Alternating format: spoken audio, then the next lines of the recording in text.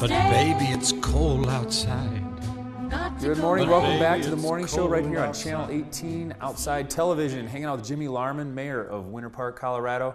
Jimmy, things have been really good lately economically for Winter Park.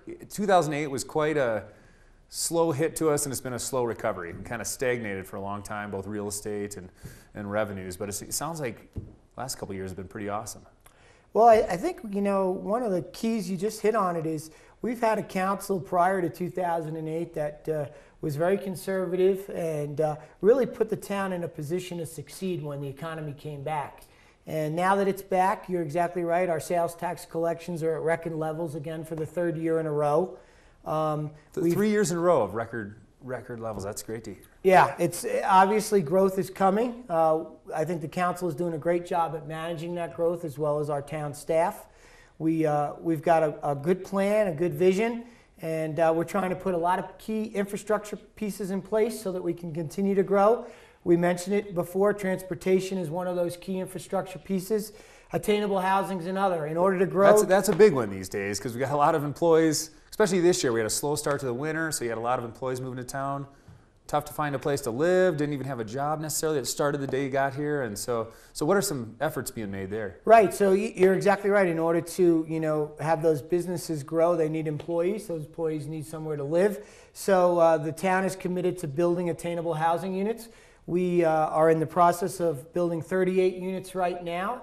Those will be delivered June of 17. That's coming up. I mean, that's soon. Coming up. Well, we'll see. And those are turnkey units, so we'll be able to put about probably about 100 people or so, 125 people in those units right in town. 125 new places for employees to live. I mean, that's so essentially needed. It's unbelievable. Well, we've got the grocery store going in right next door in the same lot, and that we're being told is going to take about 70 employees to operate that. So right there, we're going to have an influx of new people coming into town just for one new business. Workforce, yeah. And now, are these places going to be for purchase or for rent? How are they operated? Actually, these units will be for rent. So the town will act as the landlord. Oh, so town will own them and they will be the landlord. Right, okay. Winter Park Housing Corporation. But yes, exactly. So back to the employee with no savings, it's not like they're up against a wall because these are all for sale to low income, or to rent controlled or price controlled. So correct. That's great. So they'll actually be able to rent these places.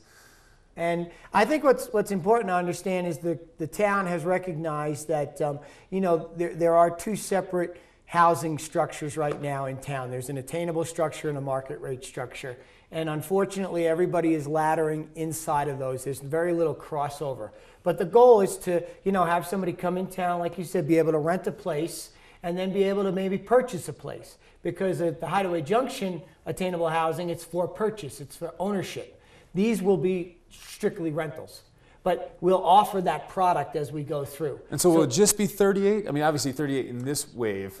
Correct. But there will be, is there a bigger picture, more units So as coming? we went through the attainable housing study, we were told that we house about 22% of our workforce in town.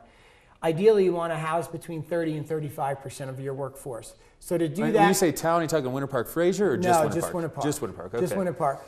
And so to do that, we need to basically build about 200 units. So we have said that we're going to try to target 40 a year for the next 5 years. Okay, and where are you going to build these? Did you guys have land already for this? Or so we did. During the downturn in 2008, the council had the vision to go out and purchase land at pennies on the dollar. That's a great price. So very good foresight there to say, hey, this is a need that's going to happen. Exactly. And I'll credit the Breckenridge Council for that one. We kind of picked their brain on what we needed to do. And they said, buy land when you can. You're always going to need it, and that's what we did. And so we're positioned to go vertical on a lot of our attainable housing. That's just incredible. It's so much needed, too, because anyone that knows. Did you see any change with wages going on around here? Like, do you see wages increasing with the kind of growth? Well, obviously, the state passed the minimum wage requirements, so I think that's going to impact all of our businesses. That's a private industry thing, but right. I do see, competition in town now, and I think they're competing for employees, so wages are starting to be pushed up a little bit as they want those employees.